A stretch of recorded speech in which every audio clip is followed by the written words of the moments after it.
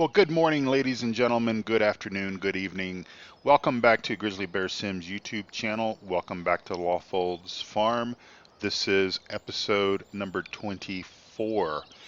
You may remember in episode 23, we started the harvest on wheat crop just down the road there a piece. And today, I know I said yesterday that we would probably do the baling and all that stuff off camera. I did not do that just simply because we actually have another field which is right adjacent to it. So field number 33, we harvested field number 34 yesterday. Field number 33 is also wheat.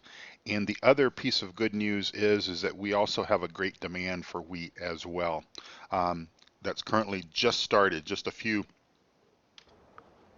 Actually, just when I started the game up, I got the notice for the great demand. So, one thing, one of our viewers left a comment on, I think it was episode 20, probably episode 21, and I haven't replied yet because it came in late last night, and I'm kind of at it early. Well, it's 7:45. I slept in. It's Monday. It's President's Day. It's a day off, so I did sleep in a little bit. But he had asked about where to store potatoes, and I wanted to verify and know you can't store potatoes in the grain silo here, unlike like some of Stevie's maps that kind of give you the option to store potatoes anywhere, or store potatoes and beets and stuff in the grain silo. You can't do that here, so you would have to take advantage of the tip anywhere. And I think part of his question is that he has actually tipped quite a few things out, but it's not registering on his scale here, and that would be accurate. So unfortunately, potatoes, sugar beets, where if you tip them, tip them anywhere into a shed or even just on the ground. Unfortunately, the game does not recognize that. If somebody hasn't specifically set up a specific spot um, to hold that, so like a grain silo, for example, it's not going to register on how much you actually have. So we do have a field that has, and my apologies for that loud pressure washer. I just wanted to wash the JCB off just a little bit for Mike, and also wash our trailer here because we're going to go sell this trailer and upgrade our tipper. The reason why we're going to upgrade it, I know that sort of yesterday I talked a little bit about, man, that thing's noisy. I talked yesterday a little bit about our budget and our money and all that kind of stuff, and talked about the fact that, well, um, we were kind of watching our pennies and squeezing them and trying to, get them to go as far as we could get them to go. The problem is that this grain trailer only holds 21,000 liters, I believe. The one that we're going to upgrade to holds 31. And I think that we have reached a point, especially when we go to sell the wheat off. I think that we will do ourselves a favor by having that added capacity in making the trip. Try to be a little bit as efficient as possible in driving our equipment and fuel and all that good stuff. So yeah, so that's kind of the goal, or at least that's the initial hope for going ahead and upgrading to. There are obviously there are bigger tipper trailers that we could purchase, and I was actually going to keep my original plan last night as I was drifting off to sleep. I was thinking, okay, well, we could keep this trailer, we could go down and sell some, and remember, I've got a bank loan I could take out, but that's kind of an emergency type situation, I think. But I was going to go sell, so keep this tipper trailer and then go sell some wool, and then because we've got about, I don't know, six pallets of wool, and sell that and get a get a trailer.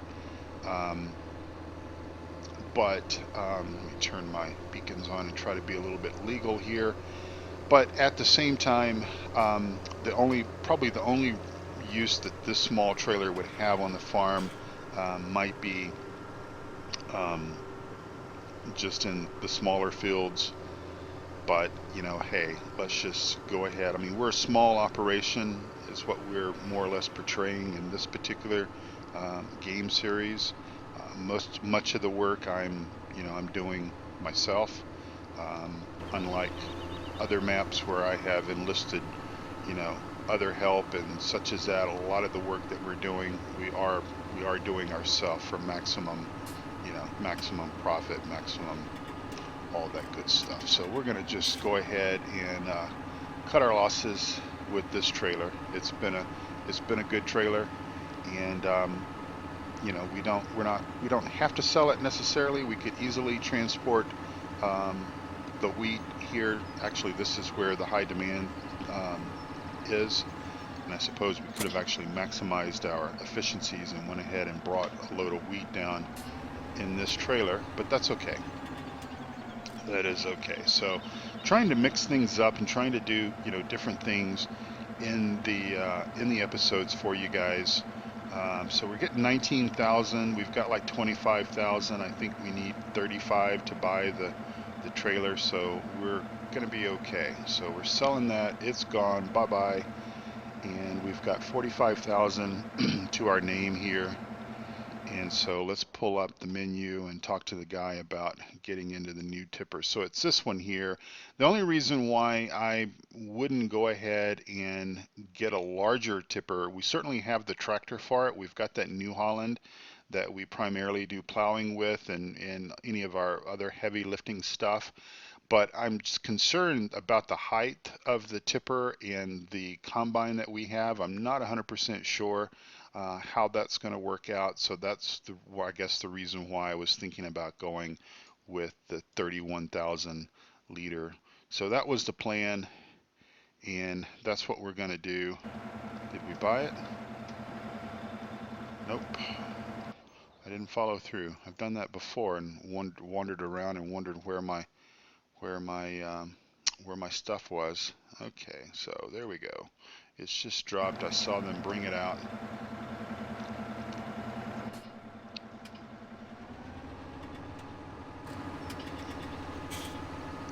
And as you can tell, we finally moved that header trailer from the store. I think the folks here were getting a bit tired of us leaving that thing here. It stayed here for several weeks after they ordered it for us.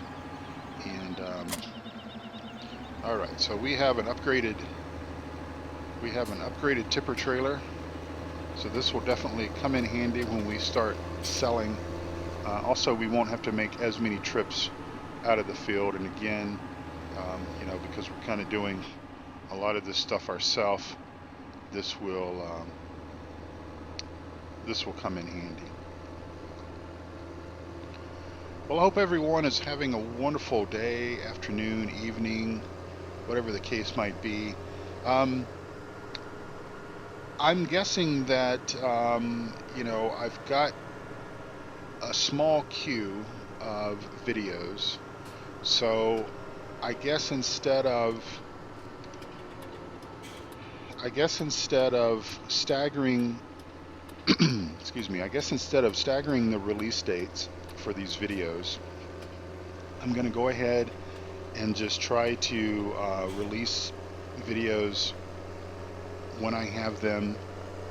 And so it's looking like you're getting content Monday, which is President's Day, which I believe was episode 21, and then or 22, and then you're going to get something on Tuesday, and this video you'll probably see on Wednesday. So so for right now, I'm going to just try to do what I can do, and and that's really all I can do. But we'll just do the best we can as far as getting content out there to you.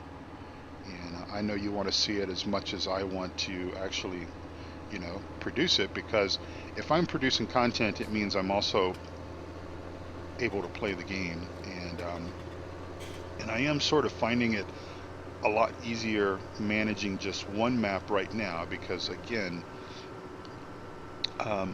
unless I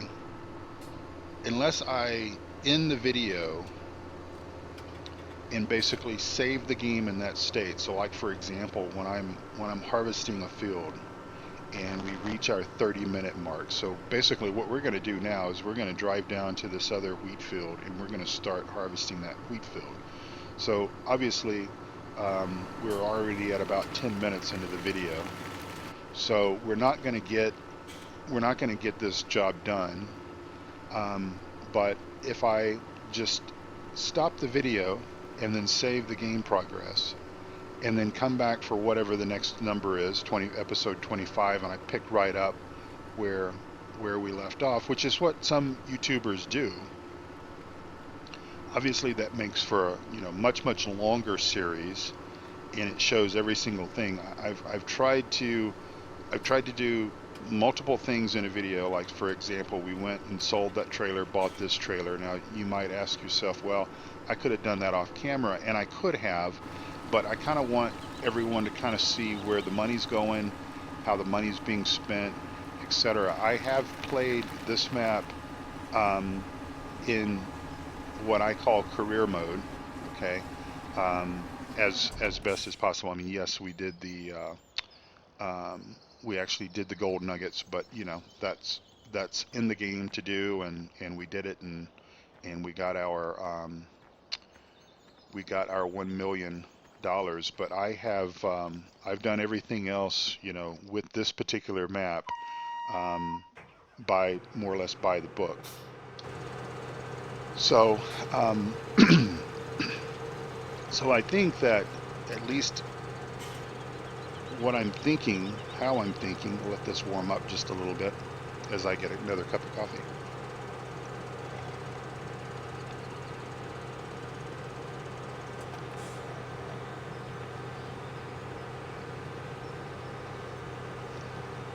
And my apologies, I'm a little bit hoarse sounding today, and I don't know why. Best I can possibly tell is it may have something to do with allergies. It's been so warm the last couple of weeks here in Colorado, here in Denver, where I live. And are we making a swath yet? We're going to go ahead and also bale this as well. Anyway, it's been so warm here in Colorado that I think that I don't know if things are waking up, although we do have some bulbs that I've seen coming out of the ground, but that's not normal. But I think it's just the dust in the air, because it's been so dry. We haven't had any moisture for probably 3 weeks now, and the temperatures have been up, in the 60s. One day even we topped out at like 80, and it's just, it's really hard to believe that we have that kind of weather in Colorado in February. But again, as I was saying yesterday, winter will return, and when it does, I think a lot of people are gonna, it's gonna be kind of miserable, because we've had this early spring-like weather, but winter will return, and most likely snow will come back, and we'll just have to deal with that. Hopefully this doesn't trigger the early blossom of trees and stuff like that, because in years past, in the spring, we've got 2 fruit trees. One's a plum and one's an apricot, and we haven't had fruit off those trees for probably 3 years now, 3 seasons, simply because what happens is we get this early spring-like weather that's usually a little bit later. I'm talking about like March time frame instead of February. The trees sort of start waking up just a little bit, and they'll go ahead and blossom, and before the bees can get around to actually pollinating, doing their job to the tree, we get a freeze.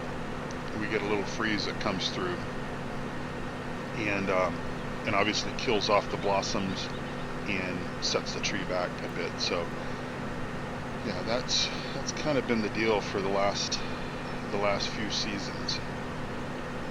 I think one year our apricot tree, we had a banter harvest off that thing. I mean, we actually had to, I think we had like two different times where we had to go out and pick apricots off of it, because basically we were worried that the tree was going to start breaking down because there was so much fruit on it. And my wife made apricot preserves, and she gave apricots. We live on a small cul-de-sac, and most of our neighbors that we know, we've known for the 12 years that we've been living here. And so you know, we're not super friendly with them, because everyone kind of likes to keep to themselves, and that's how I like things, by the way. But my wife, you know, packaged up little bags of, and actually they ended up being pretty big bags of apricots to give to everybody. And so, but no, we haven't had that for a couple of years now. But the other reason why I decided to go ahead and cut this wheat field now, I was going to do it even before I saw the high demand, but obviously the high demand is going to make it worth our while, I believe, to go ahead and harvest this field. But also I believe that in the real world, you know, if yesterday we were harvesting, or in the previous game day we were harvesting wheat, I believe that, you know, we would go ahead and harvest, you know, the other field of wheat as well, and get the wheat in before we started looking at whether we were going to do, you know, soybeans or sunflowers or something like that. So yeah. So let me leave this, and but obviously the great demand at this particular point in time is certainly beneficial to us, because it's coming at a good time where we've got I think we've just got these two fields that are in wheat, and they're pretty good sized fields, and we've got, I think we pulled like 70,000 liters off of field number 34, and so this one should give us that much, if not more. I mean, it looks to be about the same size. So we should have pretty good,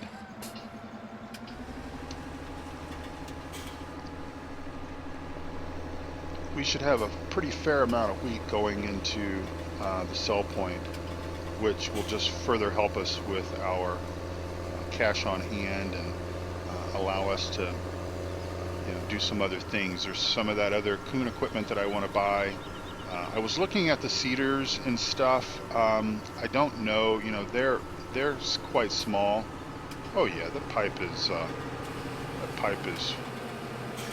way high. Okay, well, I guess I could have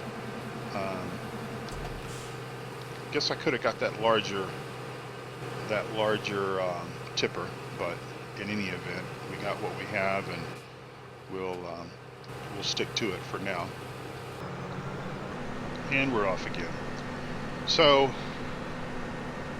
yeah, I think that's the, you know, that's the way that it probably would be done. I think that I think farmers would get all their wheat in, and then move to the next fruit type, if it's ready.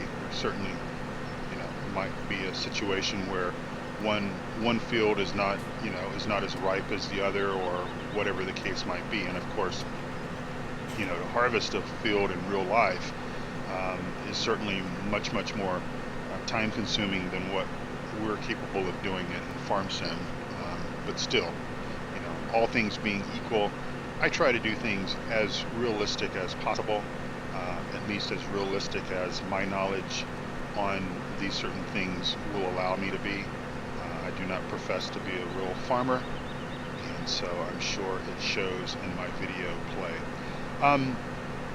So most likely what we will do with the remaining minutes of this video is you'll watch me harvest wheat,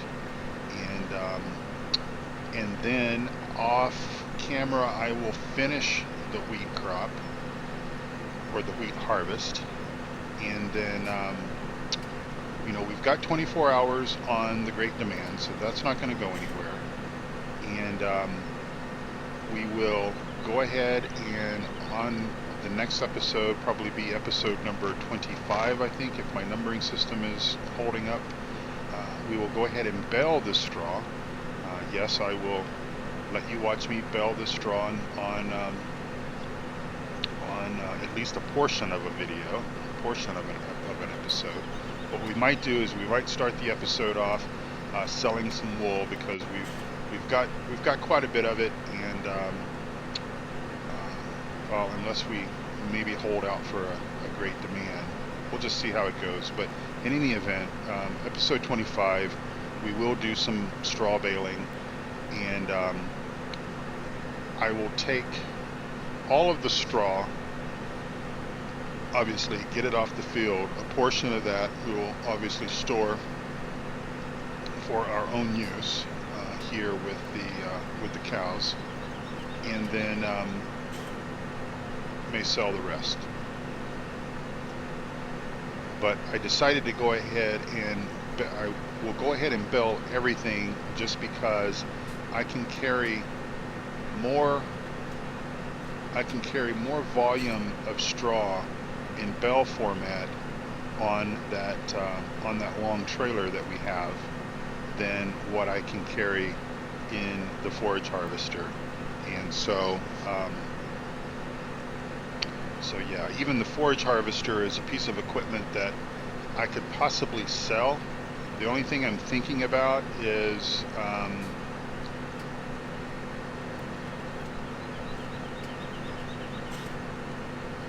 it might be, you know, kind of depending on where our hay, how much hay we have coming into spring of next year, that might be a quick way to get some grass going once the grass is able to be cut next spring.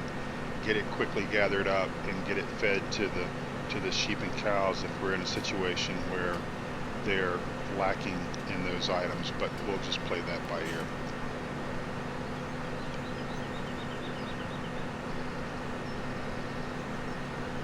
You know, at this point in time, for all the reasons that I've already stated in previous episodes, you know, for me, baling for me is just so much more convenient. Yeah, it's a little more time consuming in the fact that you have to obviously pick up the bales and all of that stuff, but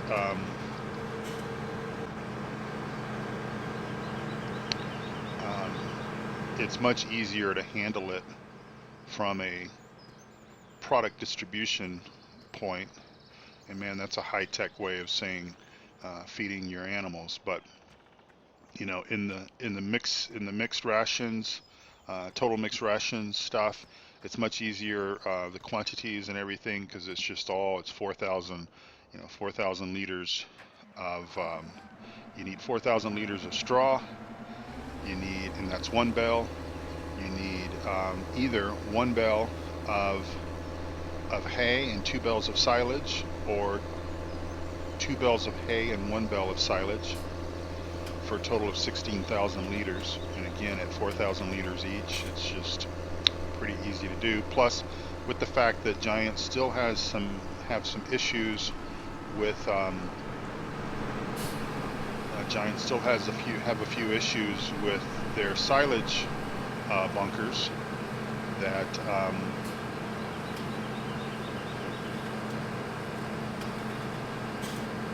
you know, baling it and wrapping it is just much more convenient, much more easier. And it's not always about easy. It's not always about, you know,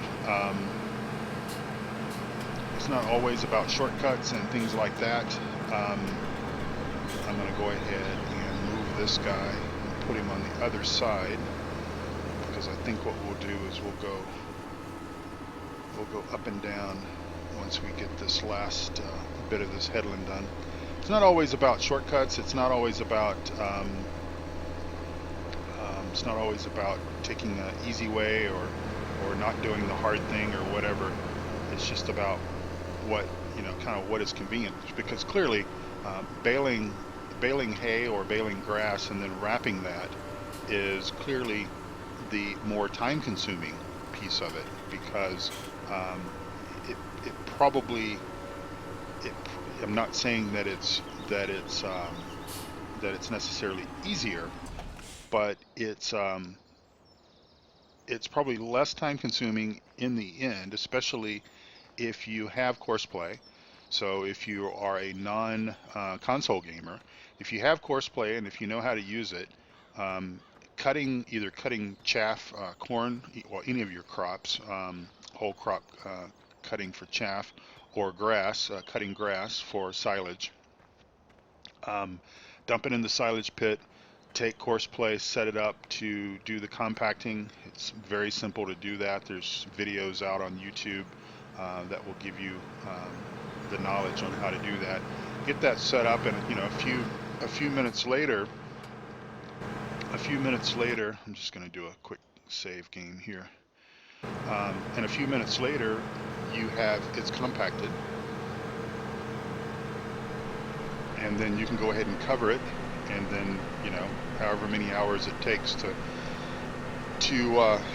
turn into silage, then you uncover it, and then you can even set up course play to move it for you. If you can put it in a silo, if you're playing a map where it can be stored in a silo, like one of Stevie's maps. Of course, Stevie, here's sort of an update for you. If those of you that are on Pine Cove Farm, and especially if you're playing the latest and greatest version of Pinecone Farm, as I reach for my water glass now, it's time to switch from coffee to water. My voice is getting coarse. But if you're playing the latest version of Pine Cove Farm, which I think is 1.3, I think, don't hold me to that, but whatever is the most recent version, you may have noticed that Stevie took out the silage bunker that was next to, or sort of in between, the pigs and the cows there at the main farm. And a lot of people was scratching their heads on that decision. I've watched several videos, folks that play Pine Cove Farm, and some of them were kind of fussing and kind of upset to a certain degree that he made that decision, that he did that. Some even went so far as to say that they didn't want to use the silage silo, and he put just right at the end of the dairy barn, there's a silo with a dump point, and that is the silage fermentation silo, and that's what we're using, by the way, on the multiplayer server. And even before we updated that map, we were using that as well, just because it's just easier. And what I told the guys that are playing this particular map is like, well, let's take advantage of, because it was kind of our first map, or it is our first map that we're using on this server for the Three Dudes Gaming Network. And I said, let's just go ahead and instead of baling hay and all this kind of stuff, let's take advantage of all this bulk grain storage that Stevie has put into the map, because there will be maps that we will obviously play in the future on this multiplayer server where we may not have access to that kind of functionality, and so we will have to do baling and all that. But anyway, some of these videos were talking about, well, that Stevie should have left it in there because it gives people a choice. If you want to use the fermenting silo, you can. If you would rather use the silage pit method, you could do that as well. Well, and again, on Pine Cove Farm, before the update, we were just kind of using it as a shortcut to get from the pigs to the cows. You just drive through it. Well, what he did in the updated map was he just simply removed it, which still left that pathway, or that road, between the dairy farm and the pig farm. And but people were upset. And what he said, he basically posted a note on PCSG about it, because I think somebody asked him about it on PCSG, and he said, well, you know, there's so many problems with the whole silage bunker concept within Giants Farm Sim 17 that they have yet to resolve after, you know, at least what, 3-4 patches that they have put out since Farm Sim 17 came out in late October, that he has just more or less given up because it requires a lot of extra work on his part to basically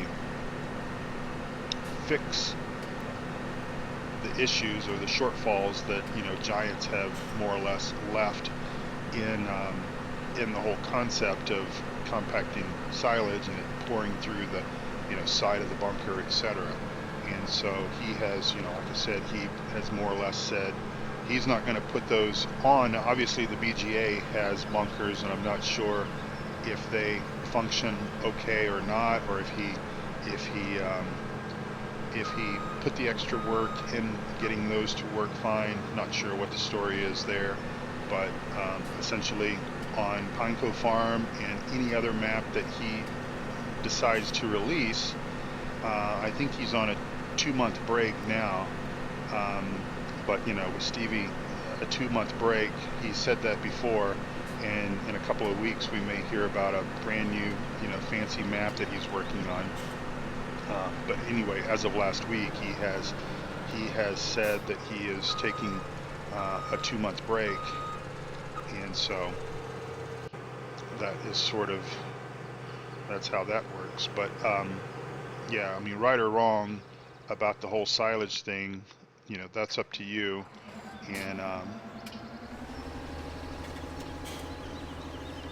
And even, you know, even with Giants shortfalls, there are things that, you know, you can still do to get around the issues with silage if you so desire to do that. But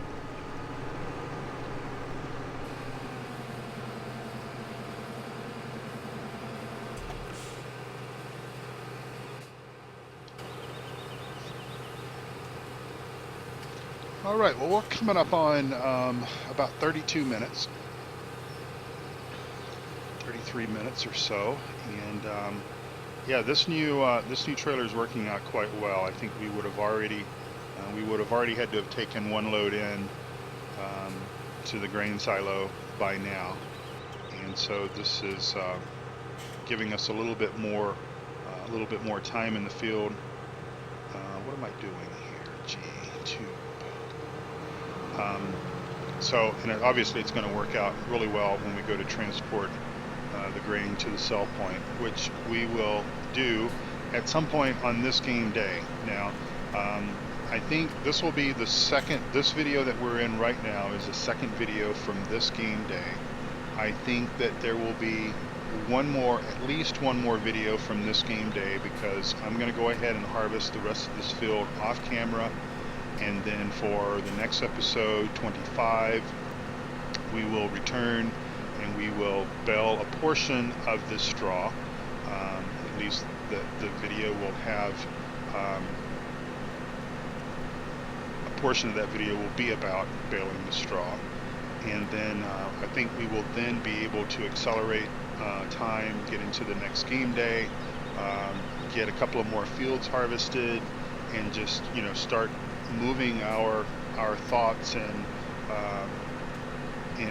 goals and everything towards getting everything harvested. And I think it's tomorrow, I think it's the next game day, where we can start looking at what we want to plant for a winter crop, because we can do that in the fall, and those would come available sometime in either very late spring or very early summer, be ready to go at 100%. And so obviously we want to test out to make sure that, you know, the seasons mod is going to, you know, allow, well, we know it allows for it, but just making sure that, you know, there's not any problems. That's actually one of the features about the seasons mod, is that, you know, it's adjusting the weather conditions, the temperature, all this kind of stuff. We've lost, you know, we lost that one soybean field. So you really have to be careful when you start using it. You know, on your very first game day, if you're playing 3 game days per season like I am, you pretty much have to discipline yourself and don't plant anything, especially soybeans, because they seem to be the most vulnerable on the very first game day, because you will lose those. Those will wither due to the temperature. But you know, we've been pretty lucky with regards to how everything has worked out on this map. And you know, we planted. I'll bring up the map here just to kind of show you this. You know, we planted fields 27 and 26 late after the first game day. On the second game day, I believe, we've got sunflowers on 27, and we've got what do we have on 26? Soybeans. And so those are not yet ready to go. Well, they are. They're just not at 100%, and that's why we're doing those last. So we will concentrate on getting 33 completed. Let's see what crop 32 is. 32 is canola, so most likely we will do canola, do field 32 on the next game day, and then just basically be ready to move around. And we need to do 29 and 30. 30 is, what is 30? 30 is sugar beets, and 29 is more canola. So what we'll probably do is the next game day, do 32 and 29, and then do sugar beets, and then we've just got 2 fields left. So yeah, we're going to get there, I think. Well, anyway, folks, I'm going to start thanking you all and appreciate you for watching, for telling your friends. If you are not a subscriber of my channel, I would really appreciate it if you would go ahead and click that subscribe button, and also like the video if you like it. Leave a comment if you have a question, ask your question. One of the things that you know, I try to do each and every day is come out and follow up on the questions that have been left, or the comments that have been left. And you know, it is getting a little bit harder because now we've surpassed 350 subscribers, and you know, so I may not reply, especially if you don't ask a question. If it's just a comment or something, I may just sort of reply with a smiley face or something. But you know, please know that I am reading your comments. I am making that a part of my routine to do that, and so I appreciate that. It's a great interaction between all of us. But I appreciate you watching. I will go ahead and finish this field off camera, and then when we come back together, we'll be ready to do a little bit of baling and maybe some other tasks, small tasks on the farm, and then make that an episode, and then probably be ready to get into the next game day, which will be the first day of fall. So thank you all so much for watching, and from my virtual farm to your virtual farm, good luck in your harvesting and your planting and all that you're doing, and I will see you back here on Lawfolds very, very soon. Take care now. Bye-bye. Well, hello everyone. Not so fast. Bringing you back into episode number 25 for just a very brief moment here. I wanted to multitask just a little bit to be able to try to get some of this wheat off the field, and so I decided to update my AI vehicle extension mod, which also I affectionately still call Auto Combine.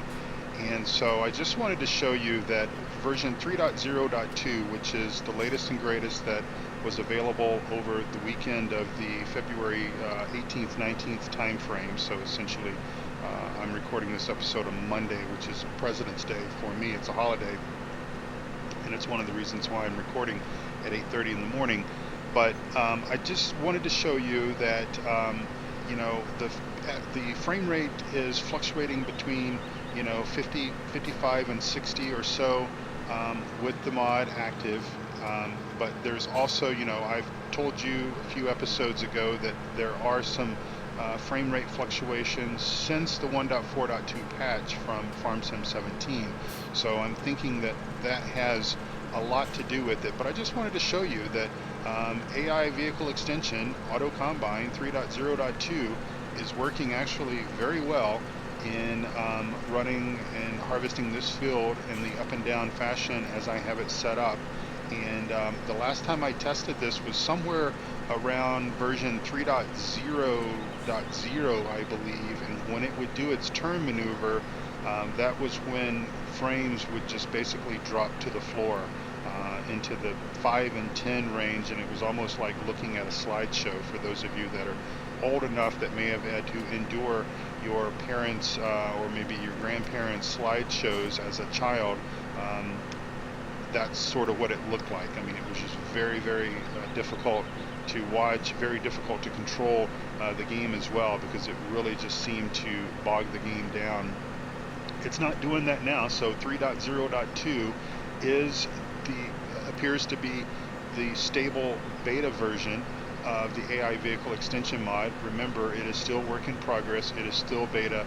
There are issues. There, will be issues, that sort of thing. So, use it at your own risk. But 3.0.2 is at least stable enough for me to be able to use to use auto combine in this fashion while I go and do a few other things on the farm that I need to do to get us up to where the next episode, where we're going to pick up the next episode. So again, thanks for watching all my videos. I appreciate that, and I'll get you back to what you're doing around your own virtual farm right now. Take care.